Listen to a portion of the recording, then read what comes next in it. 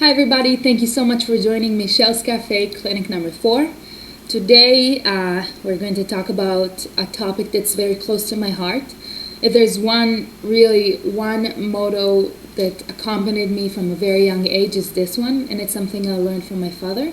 It's the battle's not over until you win. And this motto also helped me overcome a lot of failures, and it helped me bounce back after really hard times. I feel like one of my biggest strengths in my life is the fact that I truly never give up. Obviously with some exceptions, but like on the things that truly matter to me, on the things that are very important to me and close to my heart, I just don't. I don't give up. And it's something obviously that I wasn't born with. It's something that I established. And I can say that I feel like there's nothing really that can break me.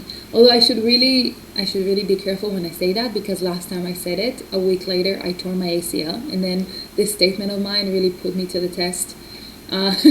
So knock on wood, nothing happens. But the motto is the battle's not over until you win. And at first, my dad's been telling me this since I'm a really young girl, and it didn't really make a lot of sense for me growing up until it did. So I hope that I can convey it to you, and later on you can understand it yourself and get to this realization and epiphany on your own. I'm going to tell you about like my take on this and how it is related to my life, and then I will actually also tell you what my dad thinks about it, because although I've been hearing it over and over again since I was a young girl, I never actually asked him what is the root of this motto that he's passing on to me. So my side first. Like I said, my dad told me this saying all the time, like growing up. It never really meant anything to me, because when you're like 10 years old, 13 years old, 15 years old, it's like, doesn't mean much. The battle's not over. Okay, cool. What battle? And I've been swimming competitively for over 10 years. And as for a lot of other athletes, the sport is taking you through a true roller coaster of ups and downs, and you go high, and the higher you go, the lower you're gonna crash, and the crash always comes eventually. You cannot avoid failures. It doesn't happen. And I was a really talented swimmer growing up. I started winning my Edge conference and improving my time significantly every year. I was on a roll.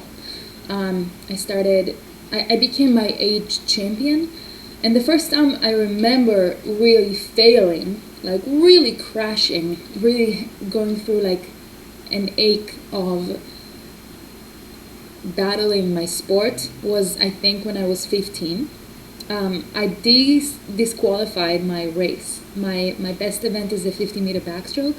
And although I was the winner of last year's, I came and I was the absolute loser the following year, because not even that I was beat, like I didn't even have a spot on the podium. I wasn't second, wasn't third. I disqualified. I didn't matter. And my dad is driving me back on the way back from nationals. I remember pouring rain. It was in the winter in February, and he's telling me, well, the battle's not over until you win. And I was really angry. I was really angry. I did not know what he means. It is over. I lost. There's no going back. It's over. The battle's over. Like, there's nothing I can do about it anymore. I disqualified. And he's like, okay, so next summer or next year, the battle's not over. And I was really frustrated, because his view on things were like everything's a battle, everything is a war, and I don't do life like that, and I did not understand it. So long story short, the following summer came more prepared. I did win the H title again. Great, now I'm the winner. But was the battle over? The answer is no. My goals then become more difficult. I wanted to win the national title. I wanted to be Israel champion in swimming, and I worked very hard while having that goal in mind. Swimming, in my opinion, is one of the hardest sport, because training is really draining and it is an individual sport, so it's all on you. So then when I did make the national title when I was 18, you can only imagine how happy I was and how satisfied and how amazing it felt to be the best in my country. And that feeling didn't last long because goals change. And I then wanted to make the cut to represent my country at an international meet. And this is where I got stuck. Now I was chasing a specific number. It wasn't like, oh, just get better. This was like a 30.3 seconds in the 50 backstroke, I remember at the time. And this was something very specific. If you do a 13.3, you get to go. If you do a 30.4, you are out. So a lot of destiny is being marked by the 10th and the 100th of a second. And I had 3 chances to make the cut, and I did not make it.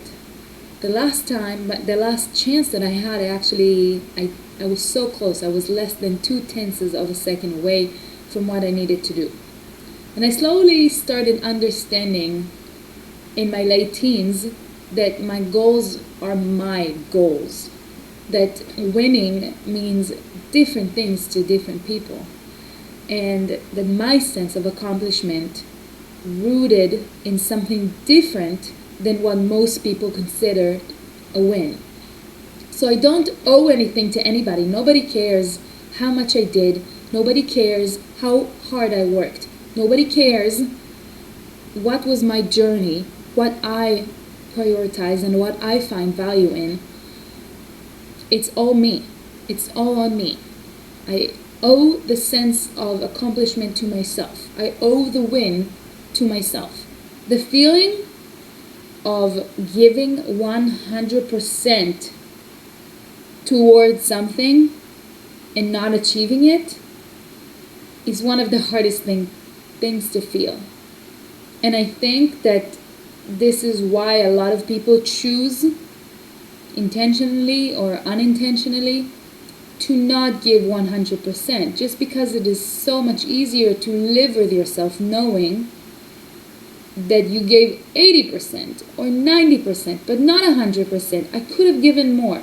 Because then if you don't succeed, you can tell yourself, oh, if I would have given 100%, I would probably have done it. But I'll never know because I never actually gave 100%. But what happens when you give 100% and you still fail? Then it's a lot harder. But that's exactly the beautiful thing about life. Because failing is a part of the process. And understanding that you will fail is a part of what builds you in a character and builds your strength and allows you to be an empowered person that empowers others, and a person that takes chances, and a person that eventually will succeed. Through ups and downs, I made it to the World University Games. My God, when I made that, I have to show you a picture. When I made that title, when I made it to the World University Games, it was one of the most happiest moments of my life. After failing for a few years to make it, it was amazing. And through college, 5 years of college, I went through one of the hardest times for me in terms of the sport, with over 3 years of not improving my times in meters, and swimming stayed very stagnant for me. I didn't improve my ranking internationally. I didn't make any cuts to represent international meets, and it was very hard not to give up. And then a real test came through because I tore my ACL. And this could have been a perfect time to quit swimming. Could not have been a better time to finish this 10-year journey of swimming and put my goals aside and look forward to something else. I was 23 years old. It was my senior year at college swimming. 3 years have passed since my last international meet. 3 years have passed since I've improved my best time at a main event, which is, like I said, the 50-meter backstroke. And I was long forgotten. Like, a new generation came through that didn't even know who I am. I was a nobody. But quitting is, to me, quitting is like losing. And it was giving up. So I couldn't do that.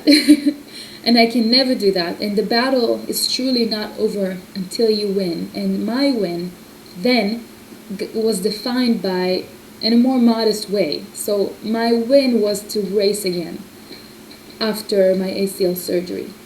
And my win was then make it back and to finish what I started. So I could not finish my senior year in my undergraduate university. So then I transferred, started my MBA, and completed one more year, one more incredible year at Stony Brook University, in which I had the chance of improving my times, winning a conference championship, and setting a school record.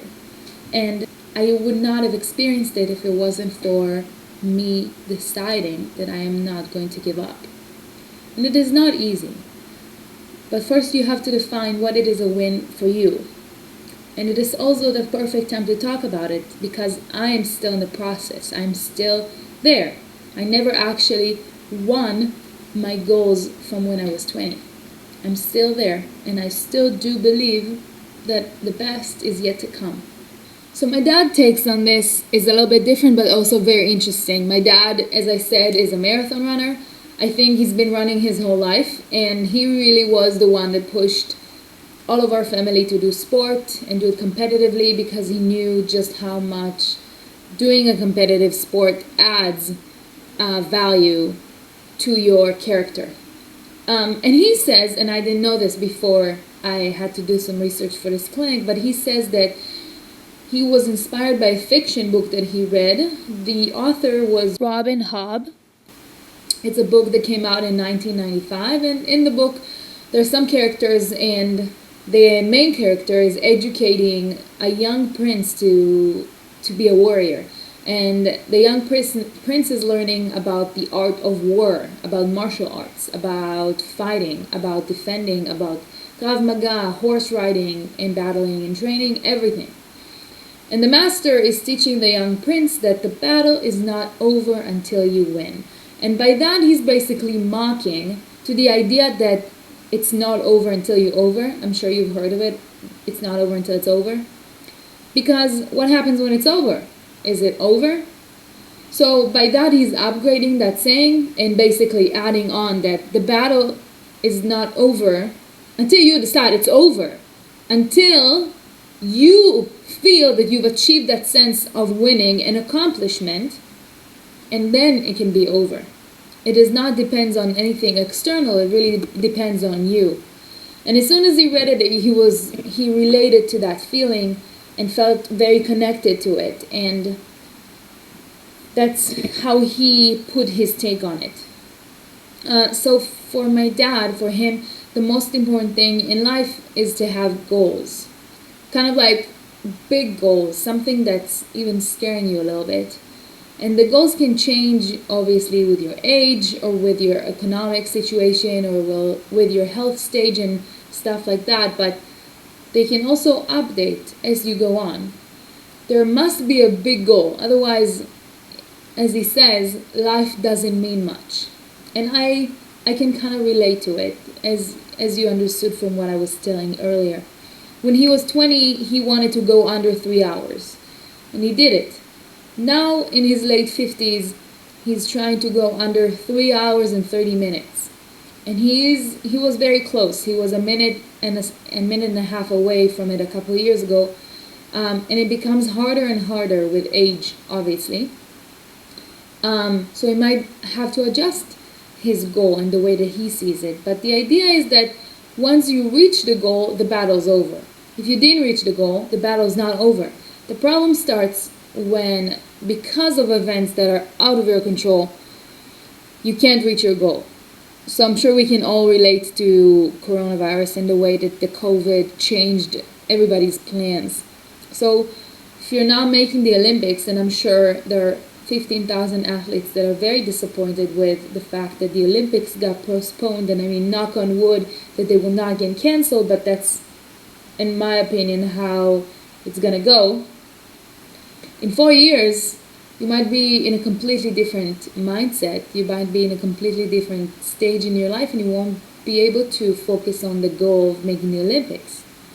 So you might have to go for a different goal, like World Championships. Or you might have to convert it into a professional goal or something personal. And my dad also told me a really inspiring story. I've heard this story before, but it just fits so perfectly to explain this essence of the battle's not over until you win.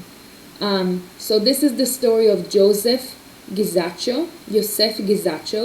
He is an Israeli marathon runner, and back in 2012, he did not make the Olympics. But the way it happened was pretty heartbreaking. So he tried to make the Olympics, and he needed to make 2 hours and 7 minutes at the time, running the marathon.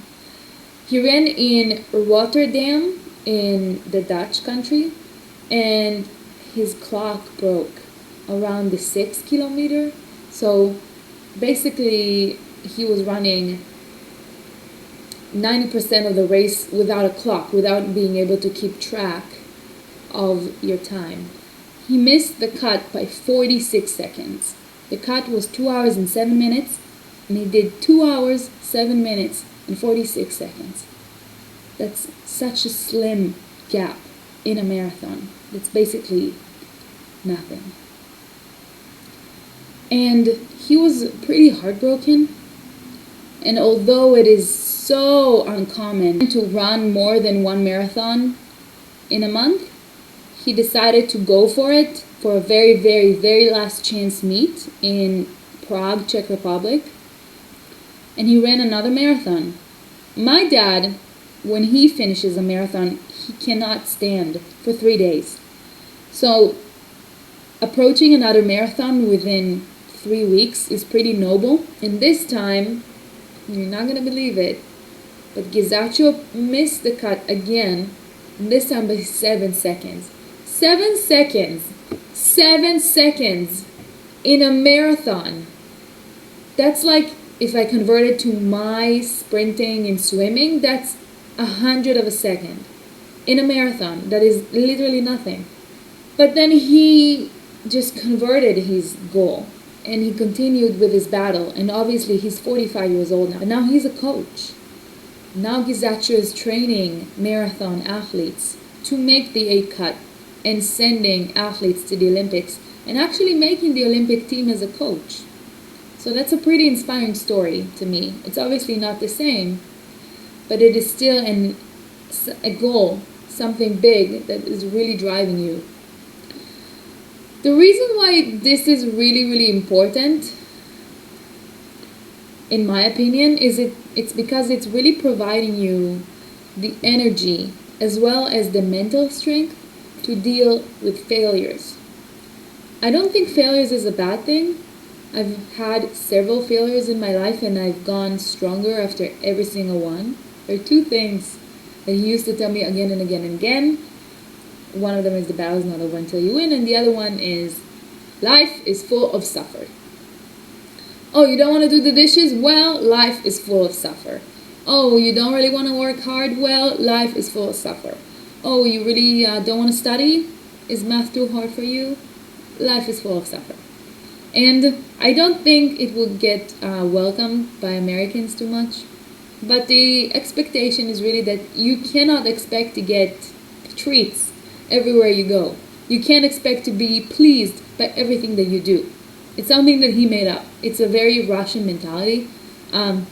Your way to the win, to your goal, is full of suffer. In sport, you see it in the cleanest way possible. And in life, in a little bit different way, but it's not going to be easy. It is very, very hard to do. So many times you crash and you fall on your face. And there's nobody that goes into work and learns something and it's all smooth all the way. Nobody can tell you that. It does not exist. So the idea of being disappointed when something doesn't go smoothly is really silly if you think about it. I told my dad, I don't think I can say that to Americans because mental health is a big problem in the US, and he says, well, this is the recipe to avoid mental problems, because if you understand that life is full of suffer, then you are avoiding getting depressed because if you're putting yourself a goal and you know that the way from where you are now to where you want to be is full of suffering, then feeling the suffering, you can recognize this. The battle's not over until you win is the one most significant, important lesson that I can pass on to you.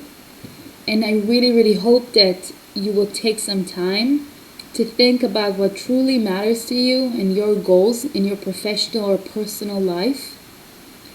And understand that it is up to you.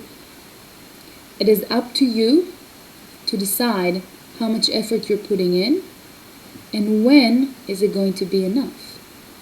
When is the win? When are you going to accomplish it? And it means different things to different people. Thank you so much for attending this clinic today, and I really truly hope that you enjoyed and learned something. If you liked the clinic, please consider attending the 5th clinic next week about personal branding on social media. And I'm also offering one-on-one meetings with students. So if you have any questions or if you want to ask for my advice on something, please feel free to reach out. I would love to help out. And that's it. Thank you so much.